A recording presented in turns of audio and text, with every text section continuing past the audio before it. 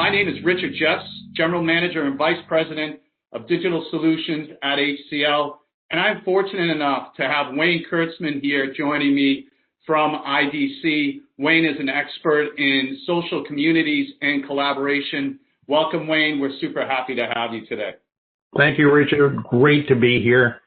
Want to go back to about 11 years ago, if I can, where the first time I heard the concept was from Jeff Jarvis, who is a journalist, professor, author, said the internet is a place. Well, the internet is a place, but we've all expanded on it. The internet now is a place where we collaborate, we learn, we act, react, we transact, and we affect transactions, and we do it in real time. In 2020, we learned the internet is a place. Ironically, we also learned work may not be a place. So to help everyone, IDC put together a 5-stage enterprise recovery model that may be able to get us into that next stage. If you take a look at the bottom left, economic situations are along the bottom. The top, business focus. Two things to pay attention to on this is, number one, no, we don't expect it to be U-shaped like that. And number two, no, there are no years or months along the x-axis. This represents a basic natural business crash recovery cycle. So in that first stage on the bottom left, business continuity, this represents how businesses reacted to the crisis that came about with COVID-19 and largely focuses on business continuity. It also focuses on recognizing hyper-volatility in business is part of the new normal. And that means redoing business continuity plans, just change the way companies are working. At the same time, just trying to stay in business. Right now, we see 15% globally, businesses, that's your number, 15% of businesses say they're there. On the left, 20% is North America, 24% EMEA businesses say that they are there. This is in October 2020. The next stage is the economic slowdown. Here, things are really slowed down. Organizations are in cost optimization mode, and they're looking to technologies that can manage the hardships a little bit. 26% globally still say they are in this area. In the next stage, the business resiliency stage, the focus is just on that, building business resiliency. And by that, I mean the ability to adapt to changing circumstances. Remediation actions are taken, and now there's a little bit of a look toward the next outcome and the next way of doing businesses. This is also an important point to remember with 19% of businesses here. They're recognizing that there will be no awards for analog transformation. It's time to go digital. And that really reflects in the return to growth, the focus on technologies that advance digital capabilities in an organization. Some of the newer numbers now, 22% showing companies identifying as being in return to growth, similar in North America and EMEA.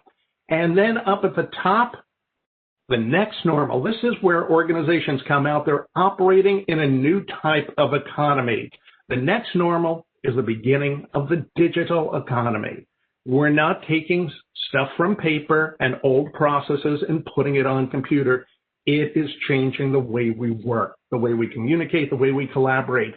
18% of businesses globally say they're there, 14% North America, 7% in EMEA. By the way, in APAC, 57% of businesses where COVID's impact was mitigated a bit by advanced systems that they needed earlier, showing that they are already operating in the next normal or reporting that. So where do you start? Where do you start? I know it's a little bit in, but it is communications have been the number one problem. On the next slide, that difficulty communicating has been something that we've been fighting since before we were on the internet at work. Inefficient and manual processes, sometimes even unnecessary, difficulty communicating or collaborating with internal colleagues or external stakeholders.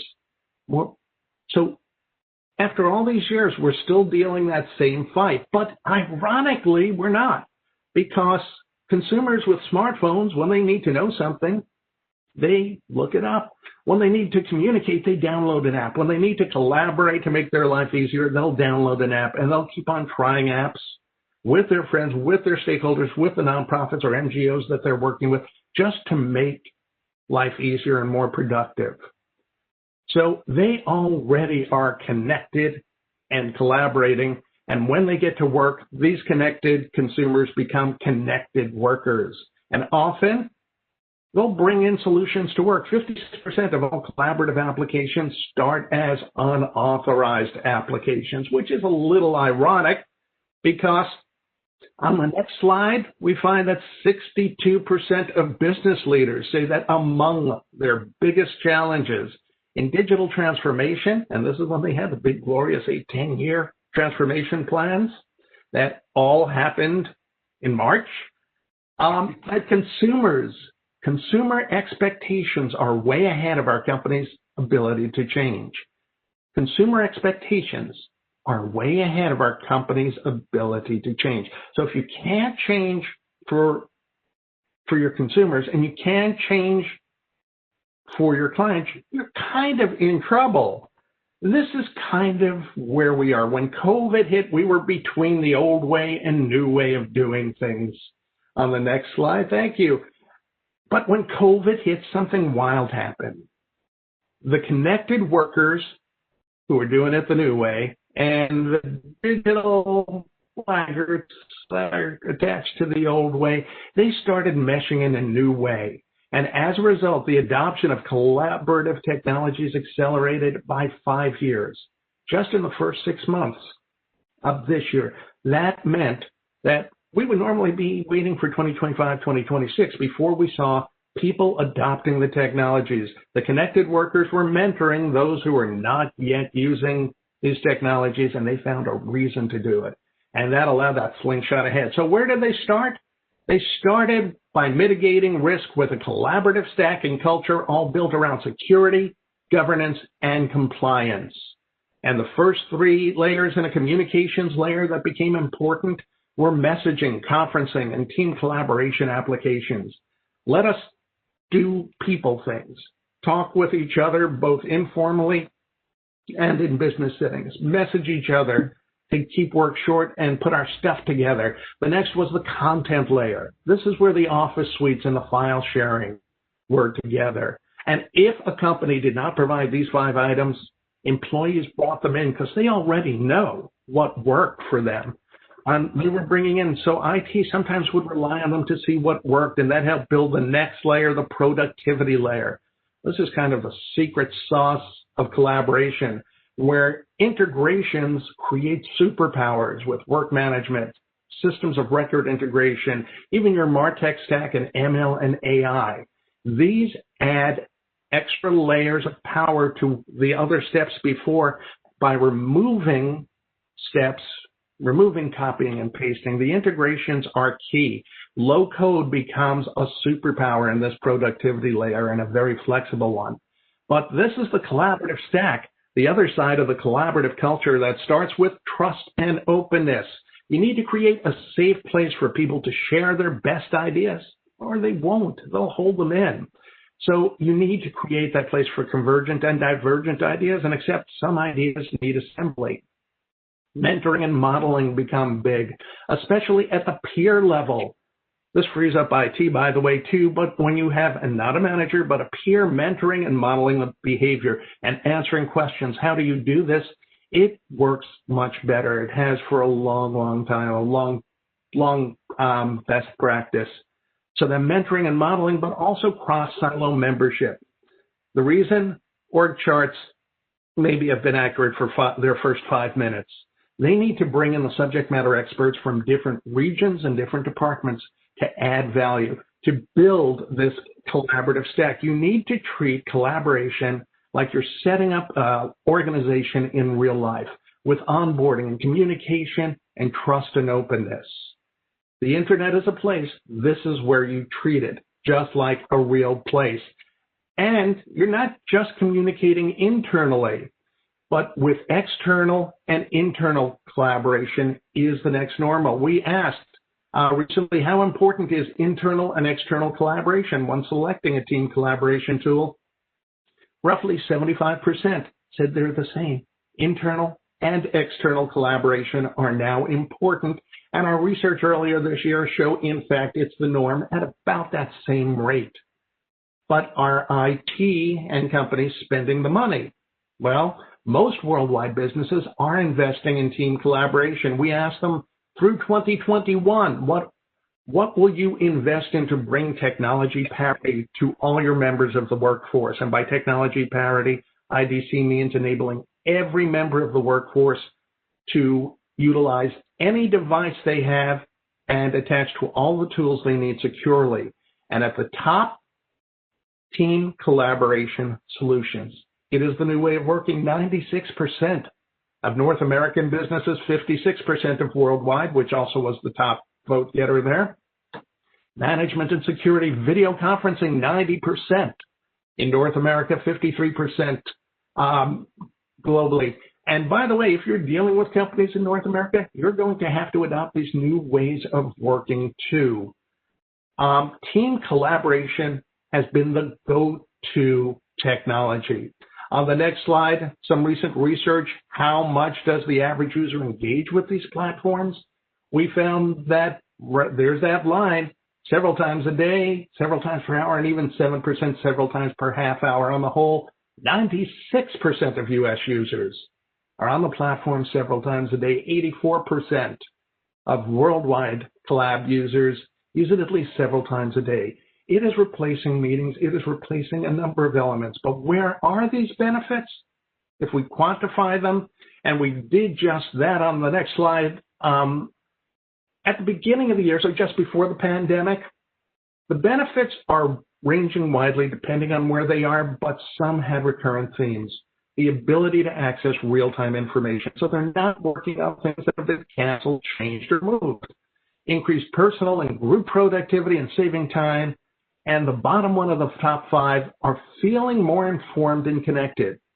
IDC does a lot of technology research. We do not see feels like or feels more come up often as a top contender. And this becomes more important now that we're post-COVID and we're dealing with the reaction of COVID. The ability to feel more informed and connected was important before people were working from home.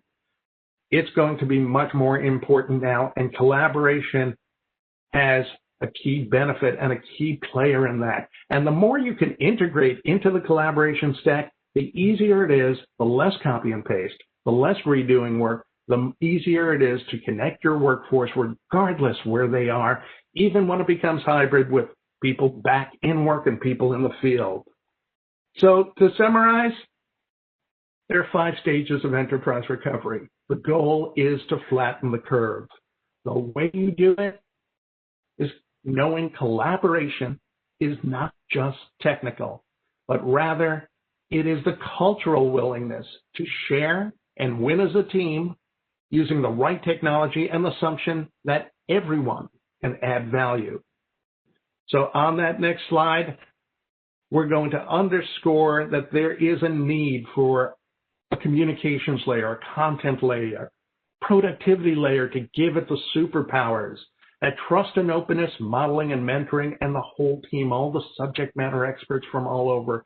It takes a connected team to succeed this year and every year with digital transformation going forward. Thank you very much. Have a great HCL Digital Week. Richard? Thank you, Wayne.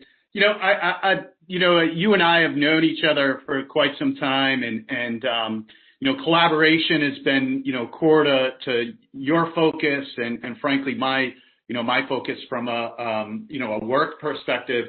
And, we've been talking about these types of things for so long.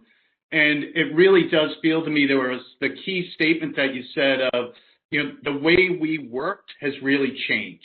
And I think for us at HCL, we've really seen that over the last 9 months. And I think a lot of that is working from home, but also I think this event itself is another great example of how you can actually cascade your message, connect to your teams, your customers, and how important collaboration is, as you noted, not just from a technology perspective, but as a key driver around culture and how to enable your organization. So Wayne, as always, I really appreciate the insights that you provided there. This is always top of mind for myself. That old adage or that myth of people not being able to work from home, I think the reality is they're more than capable to work from home and work from anywhere, as you noted, whether, it's on a plane, in an airport, a hotel, or at home. So again, thank you very much, Wayne. Always insightful and greatly appreciate you taking the time today. Thank you for having me.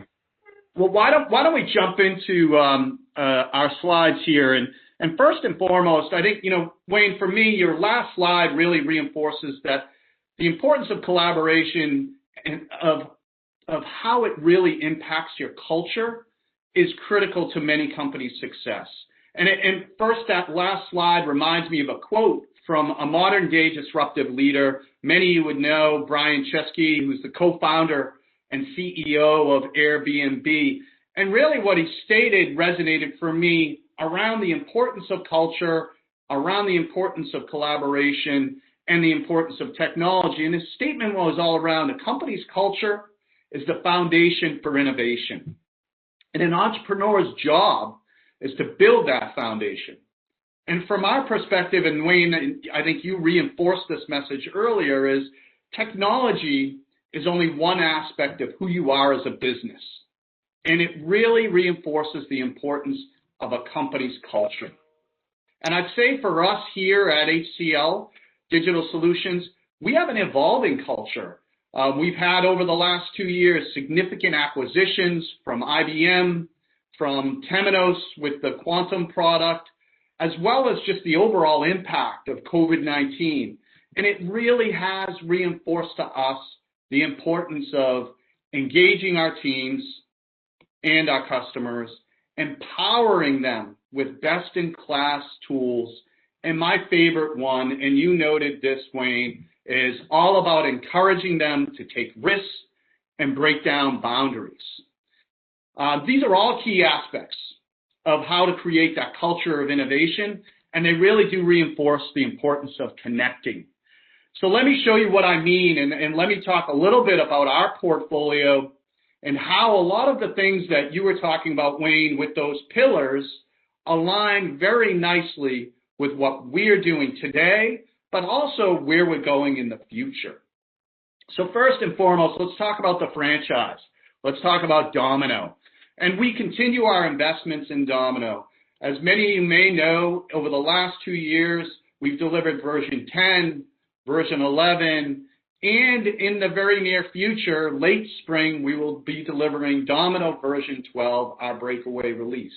And when we think about Domino, I know we've spent a lot of time around applications, and it really is what made Domino great in the core of Domino. However, it is important for all of you to know that we continue to invest in notes and verse from an email and messaging side.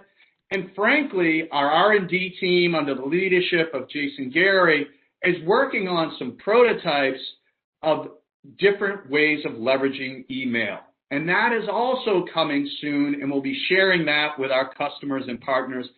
I think that email is primed to be reinvented, and this is an opportunity where we believe we need to be making investments, and it's an area that customers really need some future innovation.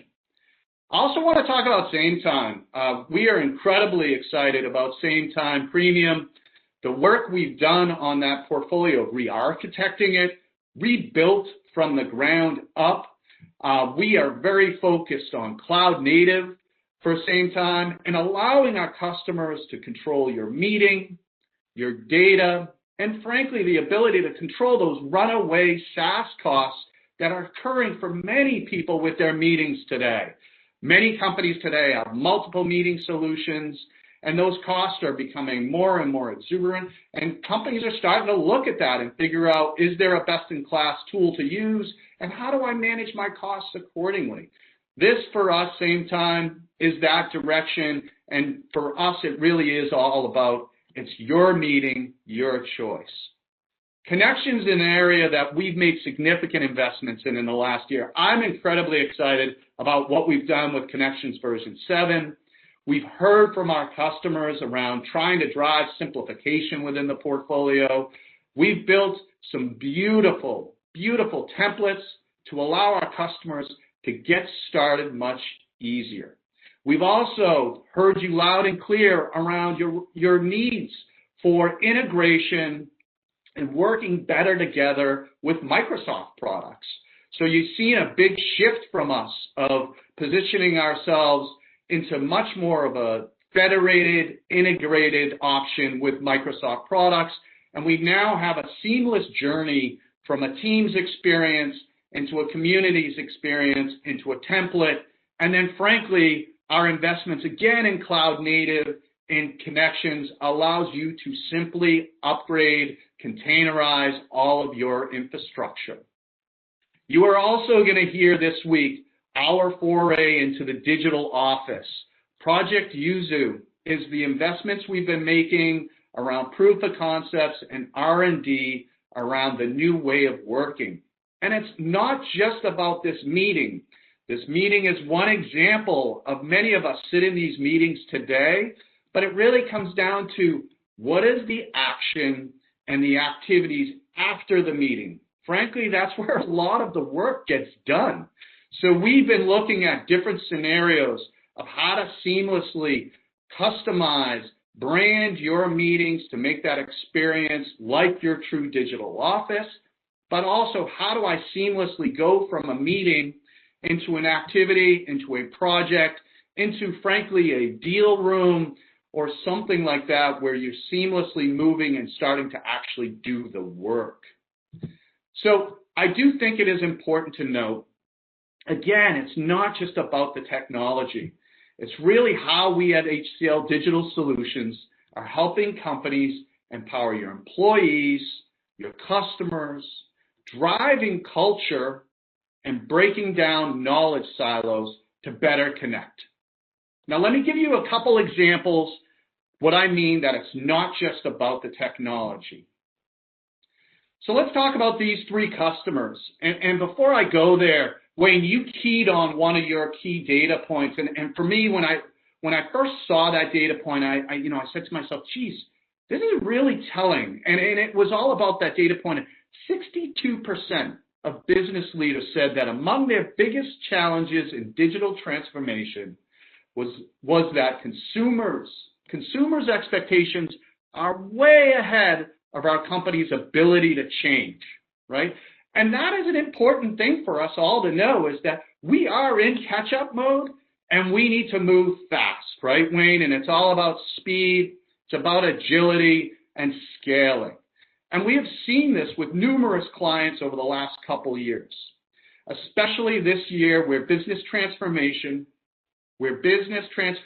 wasn't just desired, but it was really needed, right? Just think about that. That is the big difference between where we are today and where we were a year ago this time. So I wanted to share a couple examples, and let me talk you through this. So the one on the left, I think this is a compelling story around our culture. And frankly, the team that I'm going to be talking about here knows who they are. They really stepped up for this customer and rose to the occasion, which is the type of culture we have here at HCL Digital Solutions, is putting our customers first. So the example I have for you here is we had a customer in Europe where at the time they had some challenges ahead of them. And they were working as of April around an announcement they had made around support funding for families in the country that they were working in.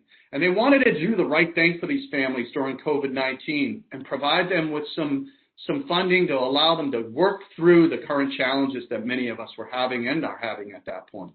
Well, what ended up happening there was there were at one point over 100,000 pending requests for this funding. And only at that time, 7,000 of them were completed. So there's a significant backlog.